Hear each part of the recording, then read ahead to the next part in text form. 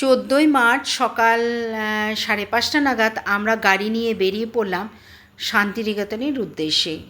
কয়েক বছর ধরেই ভাবছি শান্তিনিকেতনে গিয়ে দোল উৎসবটা পালন করব, কিন্তু সেটা আর হয়ে ওঠে না, কোনো না কোনো কারণে আমাদের বাধা পড়ে যায়।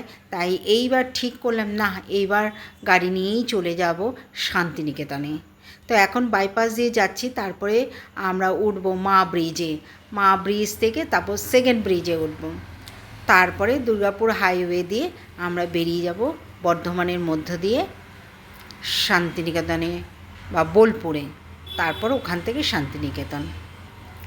যাই হোক, এখন সকাল 5:30 বাজে, তো আমরা বেরিয়ে পড়লাম।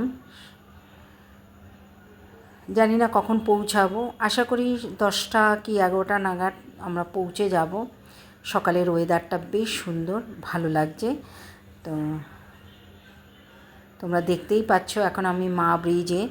তো মা ব্রিজটা দেখো পুরোটাই ফাঁকা, যেহেতু সকাল সেহেতু আমরা একটু সকাল সকাল বেরিয়েছি, যে যাতে রাস্তায় কোনো অসুবিধায় না পড়তে হয়, কারণ অনেক জায়গায় এমন দোল খেলা শুরু হয়ে যায় যে জ্যামের মধ্যে পড়তে হয়। সেই কারণে আমরা একটু সকাল সকাল বেরিয়ে পড়লাম। ওখানে 2 দিন থাকবো, আমাদের গেস্ট হাউস বুক করা আছে। আর ওখানে কিছু কিছু দর্শনীয় স্থানও আমাদের দেখার ইচ্ছে আছে। আমরা শান্তিনিকেতনে প্রায়ই যাই, 2-3 মাস পর পরই শান্তিনিকেতন যাই, কিন্তু সেইভাবে দেখা হয় না, ওই শান্তিনিকেতন বা বোলপুরের মধ্যেই থাকি। কিন্তু এইবার আবার কিছু কিছু দর্শনীয় স্থান আমরা দেখব। এখন আছি সেকেন্ড ব্রিজে। রিতার খুঁটিনাটিতে সকলকে অনেক অনেক স্বাগত। আশা করি তোমরা ভালো আছো, সুস্থ আছো। আমিও তোমাদের ভালোবাসায় খুবই ভালো আছি।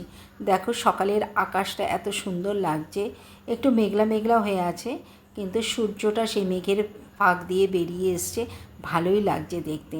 কিন্তু একটু খিদে খিদে পাচ্ছে, তাই তোমাদের দাদাভাইকে বললাম যে কোনো কিছু যদি খাওয়ার হয় একটু গাড়িটা দাঁড় করিয়ে খেয়ে নেব।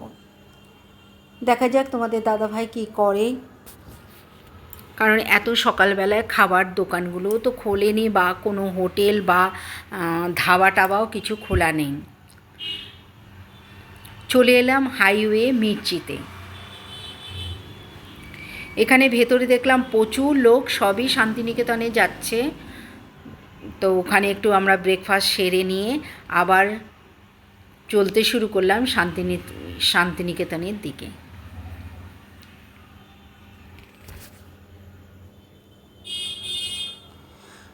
গাড়ির ভেতর থেকে দুপাশ দেখতে দেখতে আমার বেশ সময় কেটে গেল। ওখানে গিয়ে একটু দোল খেলার ইচ্ছে আছে, তো শুনলাম যে অনেক কিছুই ওখানে বিশ্বভারতীতে বারণ করে দেওয়া হয়েছে যে দোল খেলা যাবে না, কারণ গাছের প্রচুর ক্ষতি হচ্ছে রং টঙে, মানে বন দপ্তর থেকে বারণ করে দেওয়া হয়েছে যে খেলা হবে না। কিন্তু বিশ্বভারতীতে দোলের আগের দিনই সমস্ত খেলা হয়ে গেছে, বা অনুষ্ঠান সেগুলো সমস্ত হয়ে গেছে। আজকে কিছু কিছু জায়গায় শুধু দোল খেলতে দেওয়া হবে, যাতে গাছের ক্ষতি না হয়, সেইভাবেই খেলতে হবে। দেখা যাক কী হয়।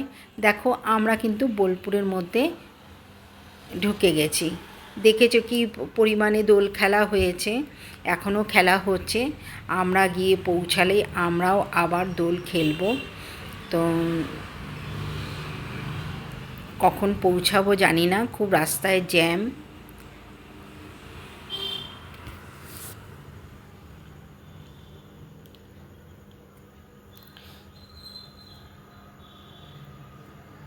সমস্ত ছেলে মেয়েরা দেখো দোল খেলেছে, সাদা সাদা পাঞ্জাবি পায়জামা পরেছে, আর মেয়েরা পরেছে শাড়ি, বেশ দেখতে ভালো লাগছে।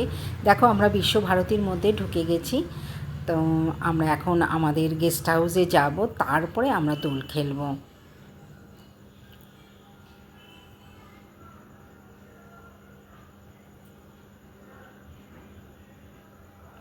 যেহেতু জ্যাম, তাই একটু আস্তে আস্তেই যেতে হচ্ছে, সামনে প্রচণ্ড জ্যাম। তো আমরা দেখো গেস্ট হাউসে চলে এলাম। ব্লগটা তোমাদের ভালো লাগলে লাইক কমেন্ট শেয়ার করে দিও। আবার একটা নতুন ব্লগ নিয়ে তোমাদের কাছে হাজির হব। তো ততক্ষণ তোমরা ভালো থেকো, সুস্থ থেকো, আনন্দে থেকো, আর দোলটা বেশ সুন্দর করে কাটিও। যাই হোক, আমি ভিডিওটা পরেই তোমাদেরকে শেয়ার করলাম। দেখো গেস্ট হাউসে আমরা চলে এলাম। গেস্ট হাউসটা খুবই সুন্দর। গেস্ট হাউসটার নাম হচ্ছে নীল ছায়া।